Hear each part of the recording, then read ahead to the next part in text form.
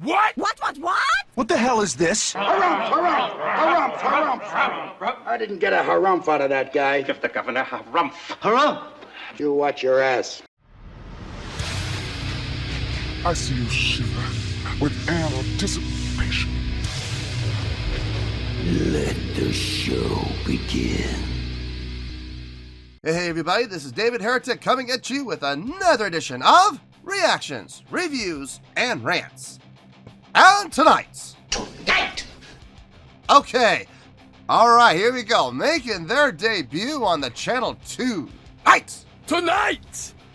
We have Dir En Grey. Yes, indeed. How about that? Dir En Grey making their debut on the channel. This is a request from Armin Jabati. And Armin wanted to see me react to this song by Dir En Grey called Vinushka. Now, have I heard the song before? This could be a little complicated. I have heard of Dir En Grey. I know I've heard some of their music. I'm actually a big fan of two of their songs. There's a song called The Final, and there's another song called Glass Skin. I'm a big fan of both of those songs. I really enjoy both of those songs. I've actually gone and seen these guys perform live before. The viola player that I'm really good friends with, and we're in a band together. She is a Dir En Grey nut, like an absolute fanatic. She loves everything about Dir En Grey. So she took me to see them twice, and one time we didn't get to see them because they had to cancel the show due to the lead vocalist having some throat issues. So unfortunately, we didn't get to see them play then.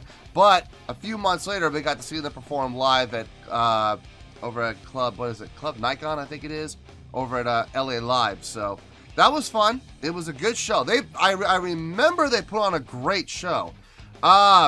If you were to ask me to name a single song that they performed at that show, I couldn't do it. I couldn't possibly do it because I do not remember a single song, and I have no idea the names of the songs that they played. Now, having said that, have I heard this song before? It's very possible.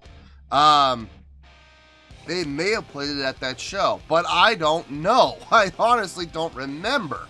So I'm going to treat this as a reaction. I'm like positive that I'm not going to recognize this. Now, on the off chance, the slim possibility that I listen to this song and I suddenly go, oh my gosh, I do remember this from that concert, I'll let you know.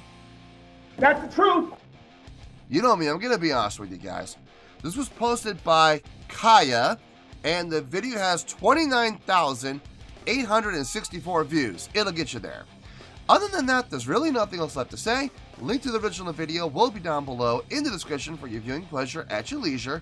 Let's get started. What do you say? Are you ready? Are you ready? Because here we go. All right, here we go. Dir En Grey, Vinushka. English sub, live HD. Cool. All right, let's do this. All right, boy, let's do this.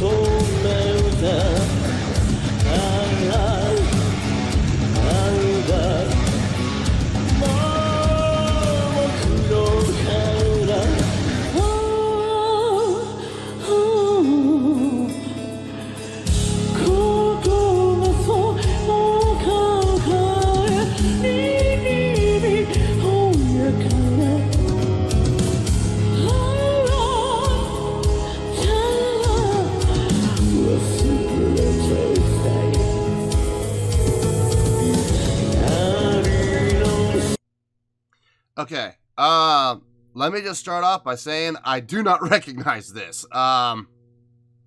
They may very well have played this song at that show. I don't know. But I do not recognize it. So I am going to treat this as a fresh reaction. Intro, setting up, going into the main groove of the song. That was really well done. Nice job creating that intro. That was really nice. It was really pretty. It was a great way to segue into that especially the downbeat. That downbeat was very effective. I couldn't help but smile. It felt good. It felt really good. That downbeat of when the song actually kicked in.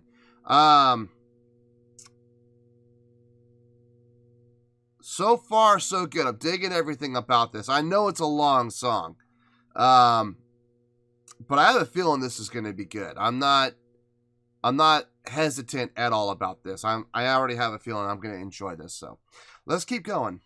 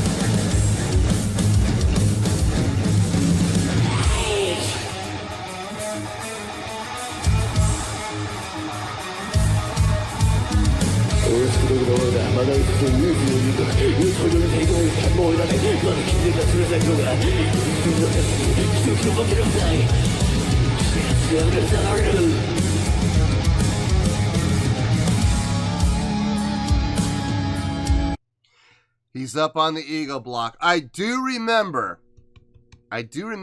that Eagle Block has a lot of really neat stuff inside of it. There's cryo, there's strobes, there's IntelliLights. There's a whole bunch of stuff under that Eagle Block, and it comes up through the grating. I do remember at that show that I saw a lot of stuff happen whenever he would jump up on the Eagle Block.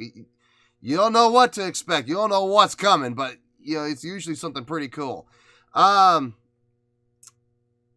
digging the song. I'm digging the feel. Nice transition to the 6/8 out of what they were doing before. It was straight 4, which was nice. I love 6/8. I've always loved 6/8. They transitioned from 6/8 to, it felt like 6/4 for that little break, and then they went right back into 6/8 again, which is different. I mean, I usually, coming out of 6/8, people usually, if they're going to do that kind of a thing, they'll go into 4/4 and then back into 6/8 because they line up so well. But, going into 6/4, 6/8, it's really not all that difficult. It's not that difficult, but it's unusual.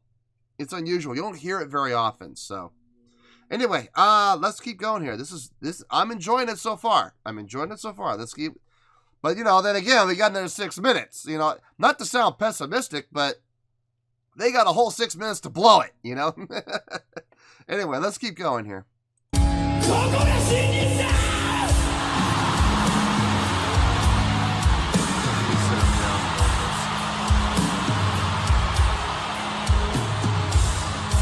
Look at that. Look at that. Look at that. He puts his hand up. Everybody's hand has gone up, and nobody has put it down yet. That is crowd control. I gotta go back. I gotta see that again. Nope.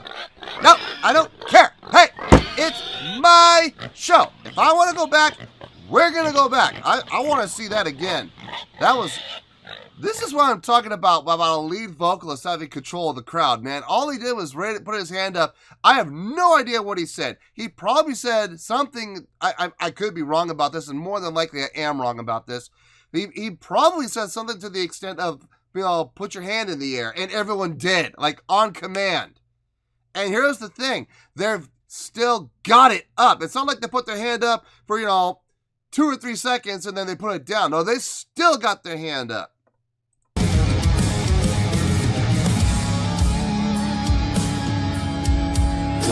Here lies the truth of this. But his hands up. Look at all those hands up. And they're staying up.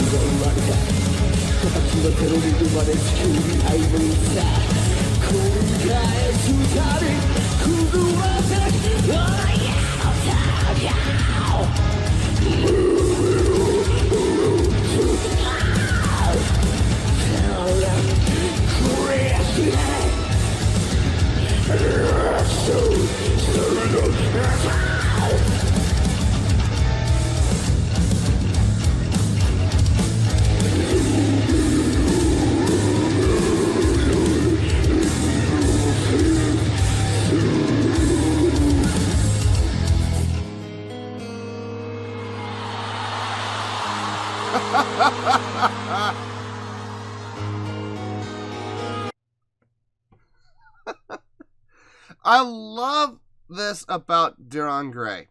The few songs that I've heard from them, and I do remember making the comment about this when I went to see them live.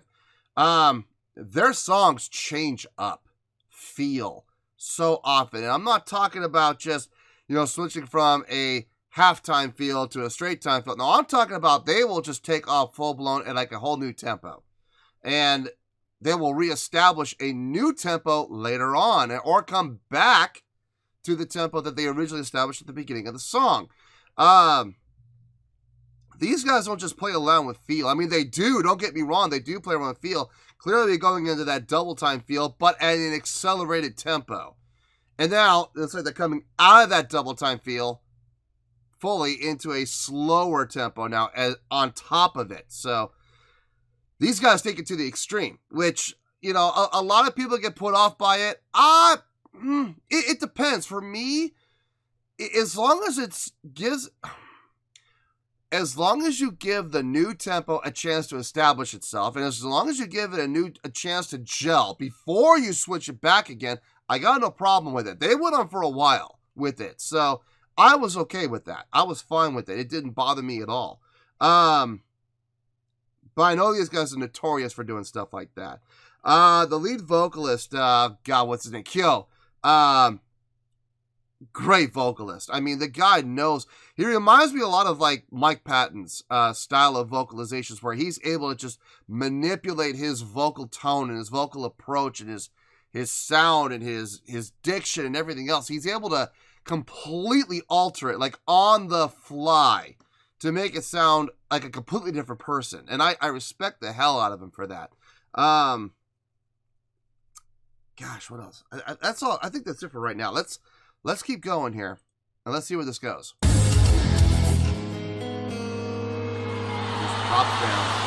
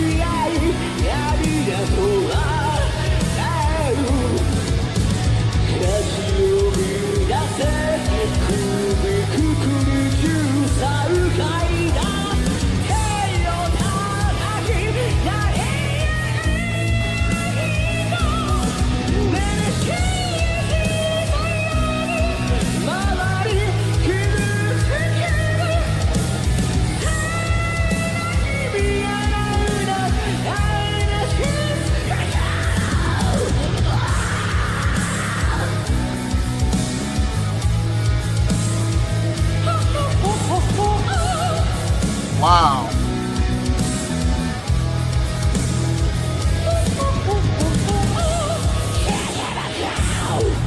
See, there we go again. He just switches up on the fly. Good Lord. Like an operatic style right to that right away without barely taking a breath, going right to that gravel and growl voice. Good Lord. The guy's super talented. I've known that. I remember that from the concert, but it's always good to be reminded, I guess. Dear Lord. God, he's impressive.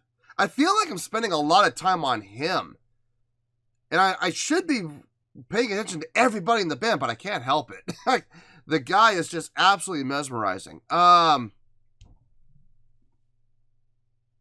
the rest of the band is doing fantastic as well. Like, nothing like mind-blowingly impressive, nothing like that. But everything they're doing, though, is just gelling. It's fitting the feel of the song and the context of the song. And it's all like, it's like they're all there in support of Kyo. I mean, that's how it feels anyway. It always feels like they're not doing anything to stand out. They're not doing anything to, put the spotlight on them. Everything they're doing is conducive to supporting Kyo. And I respect that. I feel kind of bad for them because I'm sure all of them are super talented musicians and they could all stand apart on their own. And I'm really hoping in this last minute and a half, maybe we get to see like a guitar solo or something like that. But somehow I get the feeling that's not going to happen. But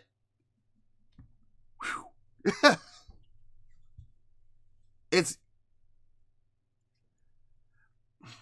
I don't, that's the thing, here's the thing, I don't know how they feel about that. I don't know how they feel about kind of being, for lack of a better word, I don't know how they feel about being support, you know, for Kill. Then again, this may be just the one song that's what their role is, and other songs. I do remember from the concert, the lead guitarist, hold on, not Di's the rhythm guitarist. I don't remember who the lead guitarist is. I remember the guitar players having opportunities to solo. I do remember that, but it didn't happen every song. So this may be just one of those songs where it's, you know, the spotlight really is on Kyo, which is fine. Totally fine with that. Rightfully so, considering what he's doing vocally. It's impressive. Let's keep going here.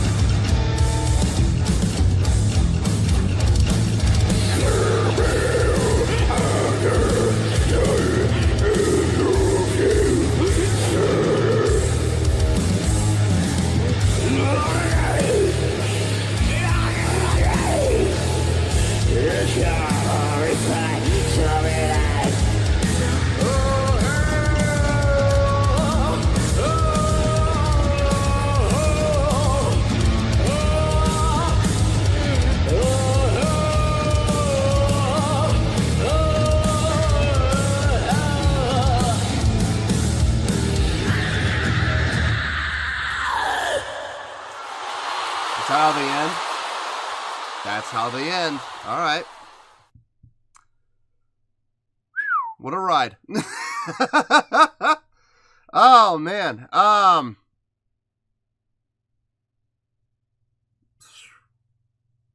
There's a lot to think about. Let me gather my thoughts. I'll see you in the review. We'll talk about it. Well, there you go, folks. That was Dir En Grey with a song called Vinushka. This was a request from Armin Jabari. Okay, this really kind of blew my expectations out of the water. On a scale of 1 to 10, I am going to give that a 9.2.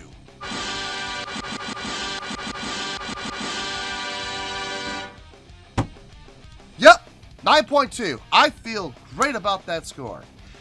Let me tell you why. Why? Okay, this song, I really have to kind of cut up into 3 parts. I'm going to start with the third part, which would be, well, it's actually the first part. I think it's probably the most important part. The first part, the songwriting. Okay, look, there's a lot happening in this song. Okay, a lot. I know for a fact I did not catch everything. There was a lot happening. I did catch the time signature changes. I did catch even the tempo changes and the feel changes. Man alive.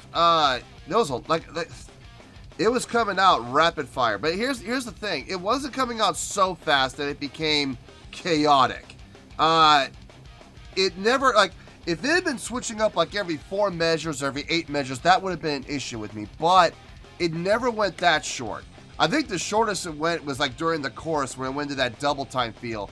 And that lasted for like, well, in that double time feel, it lasted for like 16 measures. It felt like 32, but that's because they were going at a double time feel, not necessarily actually double time. That's about the shortest any transition went. I'm okay with that. I'm okay with that. That's perfectly fine. It gave me a chance to adjust, gave me a chance to settle in, and then they changed it. And that's fine with me. There was a lot happening, though. Impressively enough, what was really happening, though, was what impressed me the most was the use of tempo changes. I talk about bands all the time utilizing feel change and switching from like, a straight time feel to a half time feel, or like a straight time feel to a double time feel. You hear me talk about that all the time because you see a lot of bands do it. You don't see a whole lot of bands that actually change tempo.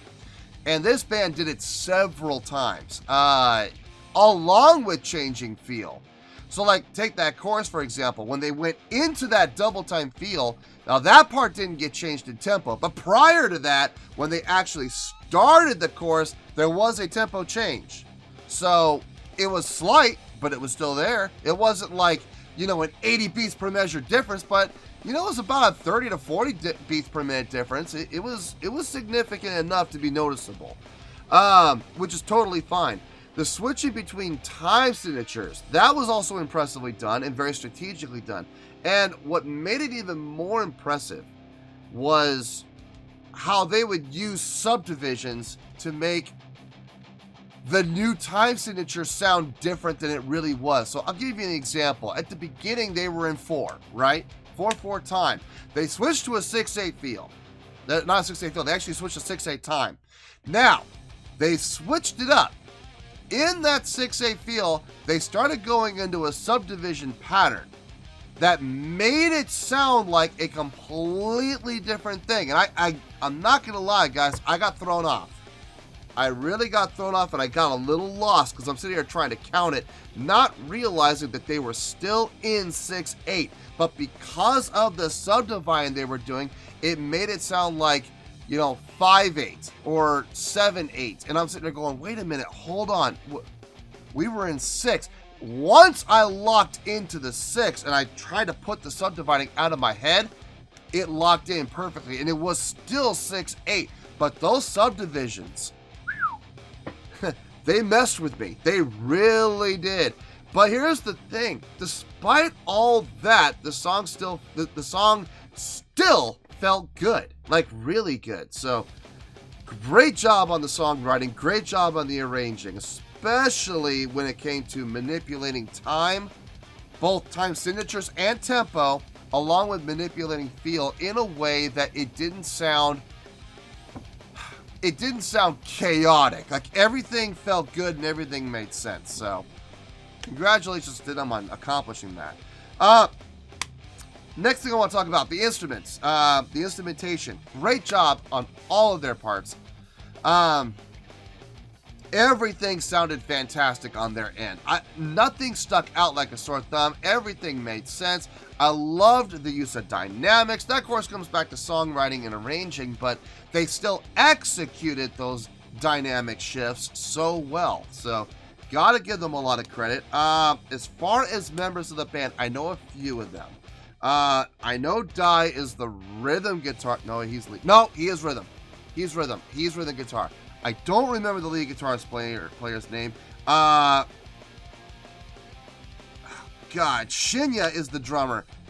I don't remember the bass player's name. I feel horrible about that. I should remember the bass player's name because that's my instrument. I don't remember his name, but I remember Shinya as the drummer. I remember Di is the rhythm guitarist, and then Kyo is the lead vocalist. So I'll get to him in a second.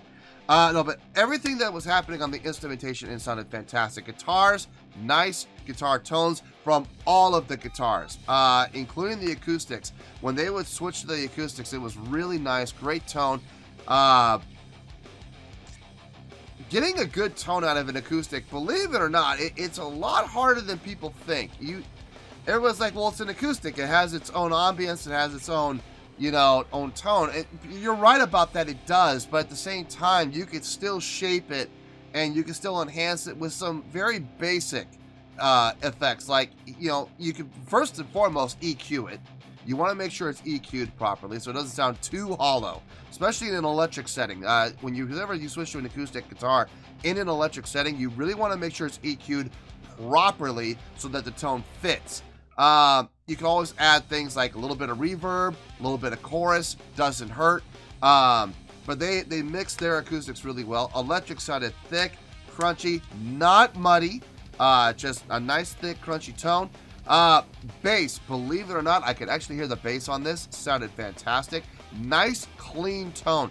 Nothing too resonating, nothing too deep, nothing too girthy. Just a nice clean mid-range tone. And for a song like this, you do kind of want that. You do want a little more mids. I feel like if it had been more bottom end heavy, I don't think it would have fit as well. I think the tone he had was really nice for the song.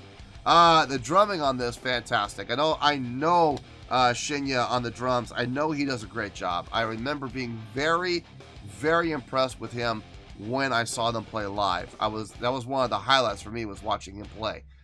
He had a great setup. No, they're all very talented musicians, without question.